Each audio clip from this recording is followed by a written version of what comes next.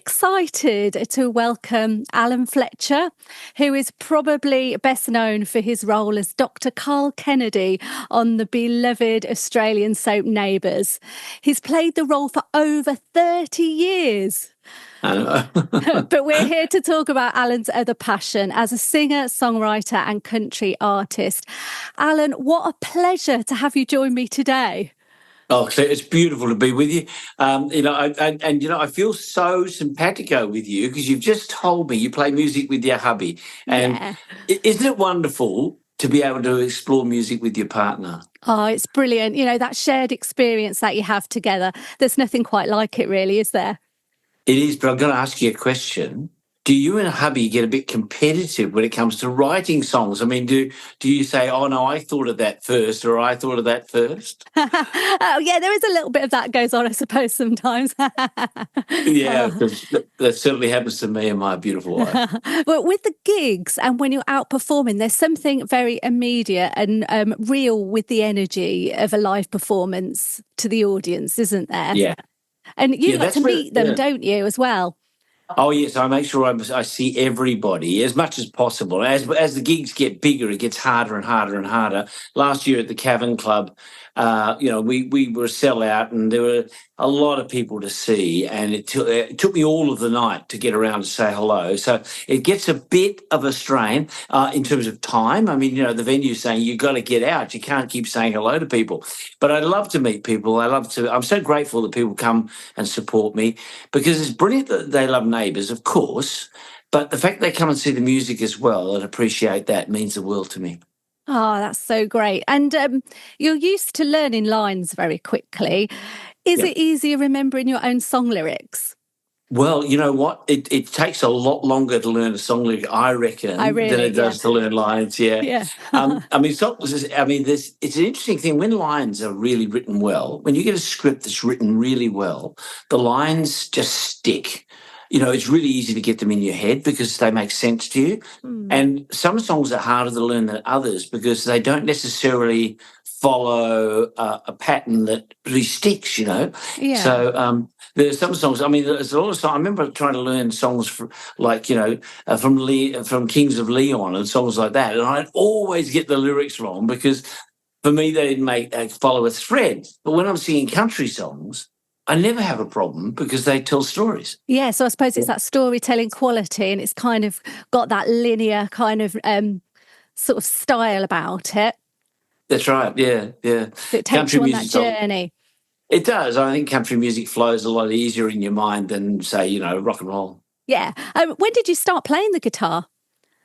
Well, my mum gave me a guitar when I was 14. I didn't really do very much with it for quite a long time, but I just used to noodle around. I mean, we all know our basic chords and bits and pieces, but I was always so busy doing other stuff, doing philosophy and school and acting and bits and pieces. But luckily I bumped into a couple of guys when I was, around, how old was I? It was 2004, so 47 or something, and we formed a band called Waiting Room. And that became very big in the UK. So I started learning a lot more about guitar from those guys because they're master guitarists. And now I work with some really brilliant musicians. So every day, I mean, here I am. You never stop learning. Mm-hmm. And every day I pick up the guitar and just try to learn something else, something new, something a bit different. And when did you first start writing your songs? Well, I really started writing songs with my band Waiting Room, although probably the first songs I actually really wrote were when I joined Neighbours, and that was 30 years ago. And I was working with the beautiful Jackie Woodburn, who everyone knows plays Susan Kennedy. And one day we were just chatting, and she said, "Oh, I write poems." So I said, "Oh, bring them round. Let me hear them." And so she brought them round, and I read one, really resonated with me, and I turned it into a song called "Accidental Trespass," and that ended up on my band Waiting Room's first album. So that's kind of where it all began. But I wrote my first album with Waiting Room back in 2004, and we recorded it that year. But when I got into country and Americana, I started writing prolifically with my mentors here in Australia, Lachlan Bryan and Damien Caffarella. And we continue to this day. Ah, that's brilliant. Let's talk about your album then, The Point. So this is your debut full-length album released a couple of years ago now. Yep. And it's kind of a mix of funny songs, but also poignant material and material crafted from your life stories. Um, Yeah. the title track, The Point About Your Wife. Well, the song The Point came along because I was trying to write a satirical song about religion, which I thought was going to be hysterically funny. And when I wrote it, the producer said, Alan, this is complete rubbish. So I sat down, yeah, through I that. would. So I sat down one night and I had a beer and then I had another beer and maybe one more. And then I just started to write again, noodling. And I reworked the song and I realized I was writing a love song. Um, and the song, yes, is the point. And it's kind of basically saying, I think that we all spend our life searching for the point. I mean, why are we here? What Yeah. are we doing with our life? And I find kind of my point in her. Ah. So I don't really need anything else, which is very satisfying. I I think mean, this is why you're good at songwriting, because you study philosophy. well, it's interesting that a lot of my songs can just really get a little bit too philosophical about life, and I have to pull that back. It's very interesting because my mentors in songwriting are so good. They're such prolific and brilliant songwriters. They're the ones who look at me and sort of say, "Look, I can see what you're trying to say, but you need to come at this much more obliquely." You know, they help me refine my songs. So Okay. 50% of the stuff I write goes in the bin, to be honest, or just goes back into the computer hard drive to maybe live another day. Yeah, it might come back in the future somehow, change it up Yeah. slightly. You never Or know. you might just actually say, oh, there was a verse or two lines Mm, in a song I started ages ago that would work here. yeah. And songs start to bleed into each other and become, they become thing. I've got a song about someone finding a packet of photographs in a cupboard under the stairs, and I've written probably with my co-writers maybe 3 versions of it so far, and we still haven't got it. Mm. So we'll keep going But it will because come it will come. There is a version of a song there. when the time is right. Yeah, when the time's right and the words and the inspiration come. Yeah, it just needs Yeah, to fall out of you in the right way, I suppose. yeah, totally. Tell me about Hey You, because this is a really moving song. Thank you. Yeah, it's very, very important to me. My mum was spectacularly important in my life. She was my spiritual guide, I suppose.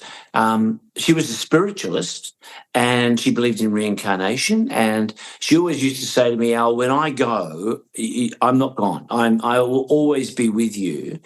And I think we all really would love to believe, and we hang on to the notion that our loved ones are still in some way present in our lives after they've passed. So, Hey You is actually a shout out to Mum saying, "Hey, yeah, are you there? And yeah, would you mind just slinging me a sign just to give me some indication?" But ultimately trusting that she is. But also, it's also letting her know that I miss her. Yeah, of And course. yeah, Yeah. yeah. Have you ever had any signs that she's with you when you're singing that song? Well, it's interesting this because my great aunt was also a spiritualist, and she said that my grandmother was a spiritualist. So there are 3 women in my life who have all assured me that they are looking down on me. And I've lived a charmed life, Claire, I've got to say. I feel like I have. It's really, I'm blessed. I feel like I'm blessed. And I've made some bad decisions, but I've always known they were bad when I made them. And I just think that somewhere along the way, I do feel like I've got a guiding hand on my shoulder, just as I did in life. You learn your lessons, and then someone says, "Well, yeah, that's the way to go." Well done, Al. Yeah.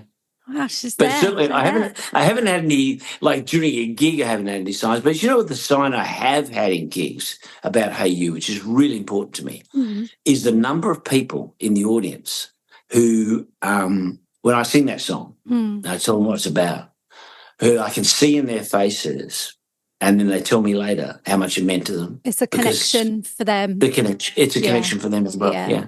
Oh, that's beautiful. That really is. Mm. Thank Let's you. talk about Lost and Found. Yeah, You've I lost actually. yourself. Yes, you lost yourself, and we don't always lose material things. And on my Neighbours folder, for years and years and years, with a folder with all my scripts in it. I had a cartoon on the front, and it was a cartoon about a lost and found, department in a department store, like the window with lost and found on it. And a person is standing there, obviously trying to find something that's lost. And the person behind the counter says, "Tell me, sir, when did you feel you lost your self dignity?" And I thought I love that so much because sometimes it's hard to remember exactly when you feel things are going wrong in your life. Sometimes it's hard to remember kind of where it went wrong. And you suddenly go, "I've lost something. I've really lost an essence of myself."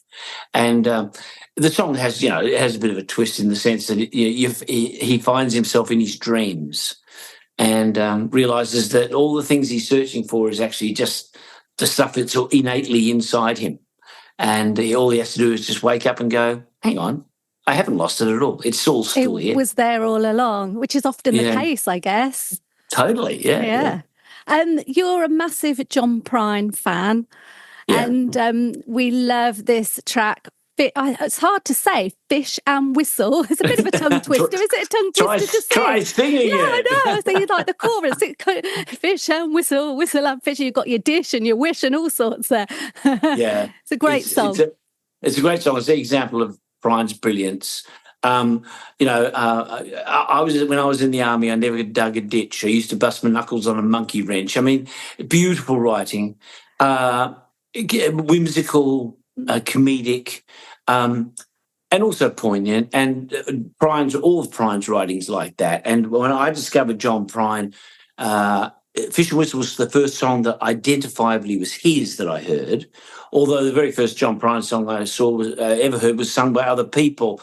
And it's a song called "Hello in There," a beautiful song about growing old. And I heard it sung by someone in a cabaret show, and I thought, my Lord, that's one of the most beautiful songs ever written. I wonder who wrote it. And of course, it turned out to be the magical John Prine. So I wanted Fish and Whistle to be there. I want to have a tribute. He's my mentor. He's the guy I look to when I write. Yeah. Oh. And then you have these comic songs too, which are brilliant. So you've got your comic relationship songs and sang as a duet with your lovely wife, Jen, of course. So we've got Somebody. Yeah, Somebody is basically, we have a thing, it's kind of a relationship song, but we have a thing at home where we no longer blame each other. You don't sit there and say, hey, you left the door unlocked, man. Or, hey, you're destroying our marriage, because of this, and the other. You just sit there and say, a way of diffusing that is to sit back and say, hey, somebody left the door unlocked. And you never point your finger at each other. Just the other person knows that they were somebody and enough has been said, So people who in the audience love Somebody, particularly the married people, because they go, absolutely, that's us to a T. Yeah, relatable. But also on a serious note, it's very important, I think, to take blame out of relationships. I mean, a lot of the times I think relationships can founder because people need to find someone to blame. Or in life, sometimes we need to blame somebody else. And in fact, sometimes it's a matter of going, you know what, no one's to blame here. Yeah, we just need to accept that we might have made a mistake and we'll get on with it. Yeah, fair enough, isn't it? Yeah. And now you've released a duet with your lovely wife, Jen. Tell them. Yeah, this is one that came to me very easily, actually, and I knew I had to sing it with Jen.